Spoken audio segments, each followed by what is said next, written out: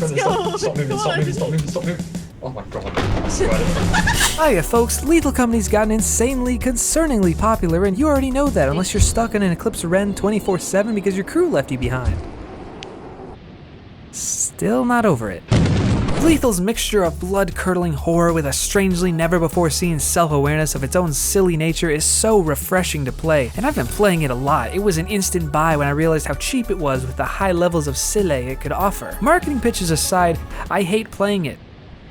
Especially alone, but I've done it a lot. In respect to the environments, they're simple. Gameplay-wise, it's simple and notably unrewarding for what you do. Enemy design's simple and often inordinate. With gameplay, you can barely run, weak as hell, no defense worth any crap, smited down by Zeus if you walk 10 feet holding an air horn. You thought you had that dog in you? No, that dog has you in its mouth. If Lethal Company was an esport, the world's highest ranked professional would die 40 times before failing quota cause death is in high frequency here. I fucking love this game, I can't stop playing it. Calling LC simple isn't a real critique because simple isn't a synonym for poor. Simple design is usually effective design. So while the gameplay loop is simple, it keeps you invested easily. I think international worldwide funny person Rexalicious described this gameplay loop best. Go to a moon, get trash, get cash, and get out.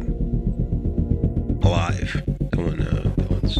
Collect scrap from abandoned moon facilities because the company told you to, and then getting paid to live another day. The reward for surviving hell on Earth, moon, is to survive another day of hell on moon at your underpaid below minimum wage position of employment at the company. It doesn't matter if that shouldn't count as a reward. It's baked into the gameplay as highly as possible and the creator executed it terrifically. It's somehow really fun. I have one issue with Rex's assessment though. When they were speaking that whole alive bit, not really necessary here. In a normal game, death is a punishment for some kind of failure. Failure to defeat the bad guy, failure to fly, failure to make a nice meal. Cooking Mama is hardcore. Bad chefs are taken out back to Outback Steakhouse. And it's the same in Lethal Company. You die, you lose your scrap, you lose some cash, and if your whole team is inept, including you lose everything for that day. But death isn't the end. In the final moments of your life, you have the opportunity to become the world's greatest comedian to ever live, and then have plenty of time to sit back, relax, point, and laugh at the misfortune of others. And everybody's laughing together. That's the real reward. Dying. It's unlike other games where the punishment of death turns around and becomes a positive social experience. There's a few angles to look at when considering death as a reward in Lethal Company. Content warning, 90-degree angles are present in the footage recorded. For one, death is a way out. If you're trapped in dark labyrinthine halls,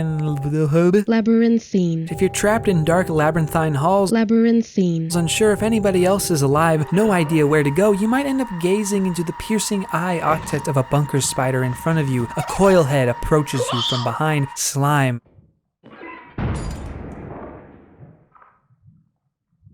The only way out is to pass by all of these creatures. Or you can jump off a ledge and get a silly sound. Finally, I'm safe at last. You were not safe. I talk a lot about how silly this game is, but the genuine terror I get when playing is unlike anything else. I played both Alan Wake 1 and 2 this past winter, and the thing I was most scared of was when a guy jumped out of a bathroom. Oh my god, what the fuck? Get the fuck back in there. Lethal Company is like that, but in every waking moment. I meant it when I said I hate playing alone. I don't know why I do it, because the moment you're alone,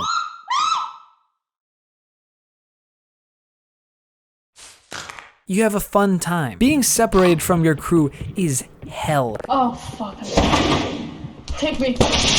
This is the only time when being told to off yourself has a weight of comfort to it, because you'll be free from a nightmare realm. You're the only one in there. You're gonna walk forward and kill yourself. Monsters are around every corner. Behind you, in front of you, to the side of you, above you. Combining time-tested creatures like weeping angels but not angels, shadow lurkers, mimics, and a really big spider with new nightmares like the Nutcracker, my favorite in the cast. It becomes terrifying. The Nutcracker is so intimidating as you hear his booming boots on the ground as a marching drumline emanates from the darkness. By favorite, I mean that I think he's the coolest concept. Fuck! Shit. I do not like dealing with him at all. The Nutcracker's down there, by the way, Amy. No, it's up. Stand still when he gets to you, or he'll shoot you in the head with a double-barrel shotgun.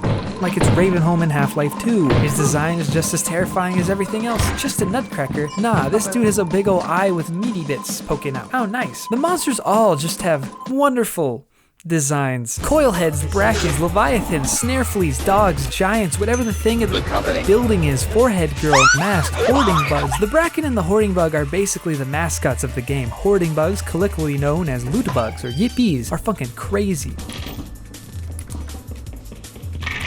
Okay, you can have them, I'm sorry! You tell me if I touch a bug, it flies and kills me? What are you? My touch-sensitive ass? And then the bracken. If I look at a dude, he will snap my neck and my body will never be found again? What are you? No, literally, what are you?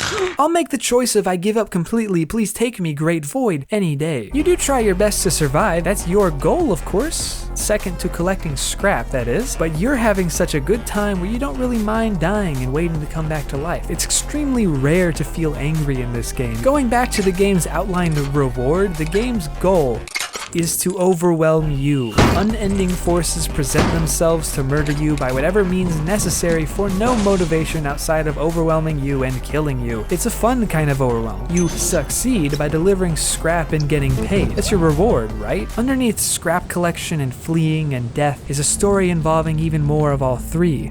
This narrative's goal is to overwhelm. Semi-hidden log entries detail the journey of Sigurd's crew, a past employee of the company. At first, Sigurd believes his reward is finishing a campaign, a series of quotas with the company. There's no end. The campaign keeps going. Okay, maybe the reward is within the rumors Sigurd hears of a golden planet. No, it's gone. If it ever was real, it's been devoured by what lies behind the company's walls. He's trapped, just like everyone else in his crew was, and now your crew is too. This narrative's goal is to overwhelm.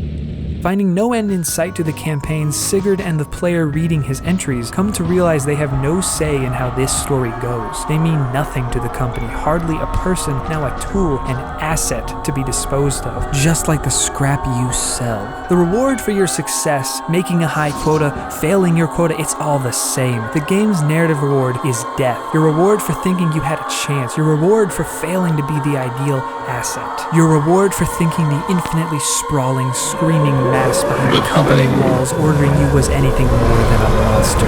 It's death. This game is so silly. Another angle of death being a reward in this game, the biggest one, is that social experience. Content warning, 180-degree angles are coming up in this recording, please be advised. I repeat, please be advised. Lapel Clumpy is very much a social game. You're supposed to play with 4 players, though with mods you can have near infinite players at about 32, which is pretty close to that. I've had some of the most fun I've ever had in my life while playing. Every play session is concluded with a Watch Mojo Top 10 Fails compilation of the most outlandish situations possible through clips we took, of which we always have at least 47,000. In a social game where knowing what's going on somewhere else in the facility is extremely important, removing your ability to have a constant flow of communication adds so much to the experience. Without walkies, you're deaf. And without flashlights, you're practically blind. If you aren't following people, chances are you won't know who's in the same building as you until the proximity voice chat, man's greatest invention, lets you know on the other side of the wall everyone's getting shot to death. You have a sense of purpose to go forward, like when you see a high-value piece of scrap or a landmine desperately starved of feed on top of it. Over here, look.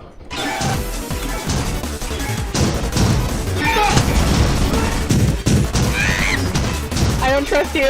Fuck it. We've all.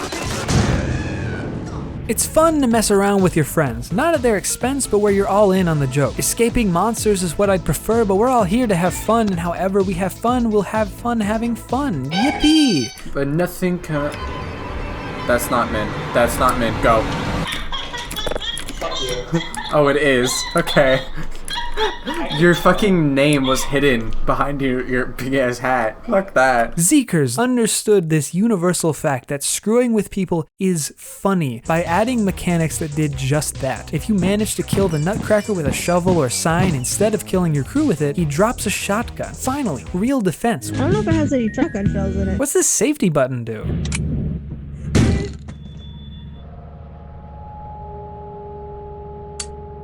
It doesn't have bullets in it anymore. There are a lot of ways to fuck with people in this game, and they can fuck with you back. A team-based game where the goal is to survive the monsters and your team, or just enjoy your own death, or be responsible for theirs. A lot of games seem to promote antisocial behaviors and murdering people, and Lethal does exactly the same thing. But it makes it such a social experiment. But it makes it such a social experience to communicate with people. What are you doing up here? Did you kill someone?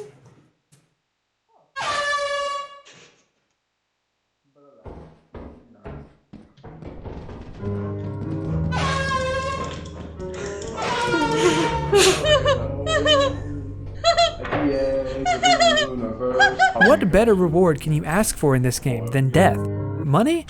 Well, yeah, if you die at this building, your body is actually worth a hefty $5, so you can actually get a reward for your dead body. In Lethal Company, death is a reward for the comedians, for getting out of a tricky situation, for the overwhelming horror of the story, and for having a good time with your best friends. It's easily one of my favorite games ever, a near flawless package overall for a very little price. I swear I'm not a paid shill for Zeekers, I'm but a humble freelance shill for things I like, and an amateur professional journalist for weird things I find while traveling between dimensions. Death isn't the objective in Lethal Company, but it has lethal in the name. Okay. What is it? It's just a slime. And a turret! And a turret! Amy! And it is a very lethal game.